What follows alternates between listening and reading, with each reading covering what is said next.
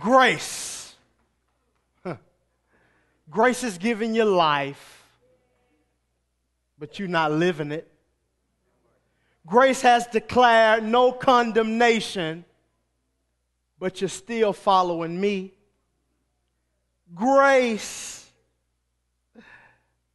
has stepped in just in the nick of time, but you're still following my orders. Grace has freed you from my prison, but there's still one thing that I have over you. Can I quote Paul, since we got all these holy folk in here? Paul makes the statement that everybody in here can relate to. Paul says, "What a wretched man I am." Do me a favor, look at your neighbor, say, "I'm a wretch." Just like I thought. They still hadn't learned not to do what sin says. Paul says, "I'm a wretch."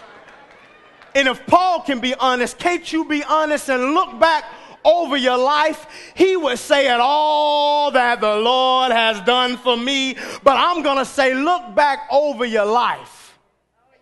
Think about all the people you've hurt, all the hearts you've broken, the lies you've spoken, the things you've stolen, the families you've destroyed.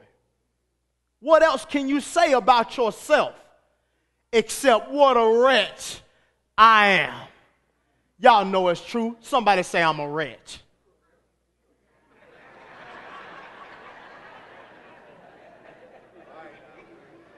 Sure, you in church and you picking up on some things, but you ain't perfect. And a matter of fact, look at your neighbor. If they knew about you what I know about you, it'll be 3 seats between you. Every mistake that you've made, every failure, every iniquity, every sin that you commit tells me, sin, who you really are.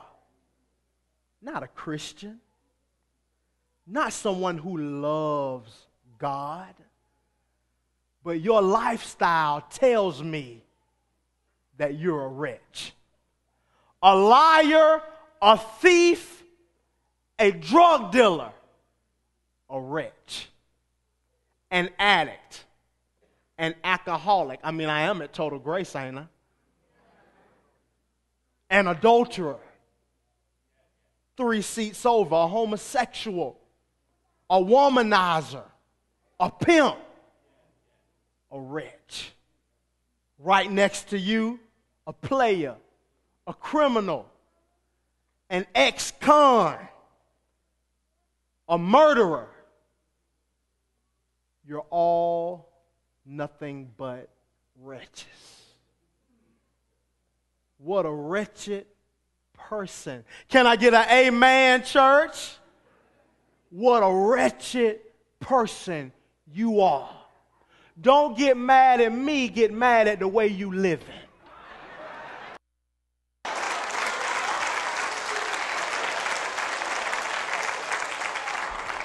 He won't tell you what it really says. It says, "Oh, what wretched people we are." But here's the kicker. Who shall save us from this body that is subject to death? Sin, sin, sin. It seems you would have learned by now. But of course, the flesh only understands fleshly desires. Paul said, "Thanks be to God who delivers me through Jesus Christ." I'm assuming you do know who Jesus is, don't you? And how he came to save us. Wait. Did I just say he came to save us? Yeah, that's who it is. That's how we going to get saved. As a matter of fact, he came to save the world from you. I'll do that. I think I ought to remind you that Jesus was the one that embarrassed you and your boy Satan. Yeah, so I'm glad you asked me. Who shall save us from this body that is subject to death? Because it never gets old for me to remind you of how when you tricked Adam and Eve in the garden to bite the fruit of the tree and cause man to have to live with you. That was pretty good, but that's also where you messed up. See, maybe you came just a little too early. Yeah. Maybe you could have threw God off if you came like midways into Adam and Eve's life. Because see, by you coming as early as you did, God seen that the world would be in need of a savior. Yeah. And about 42 generations later, yeah, he sent down through a virgin birth. One who many traveled near and far to see. Yeah, somebody said that he taught scholars in the temple at age 12, being about his father's business.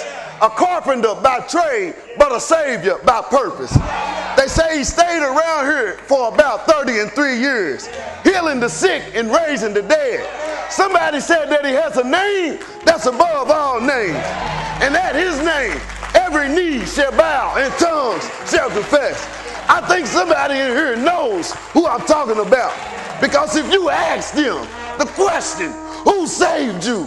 I think, just maybe, perhaps, possibly, in all likelihood, I promise you, I guarantee, I absolutely certain, 100% sure that they're going to answer the question with J-E-S-U-S. What's his name?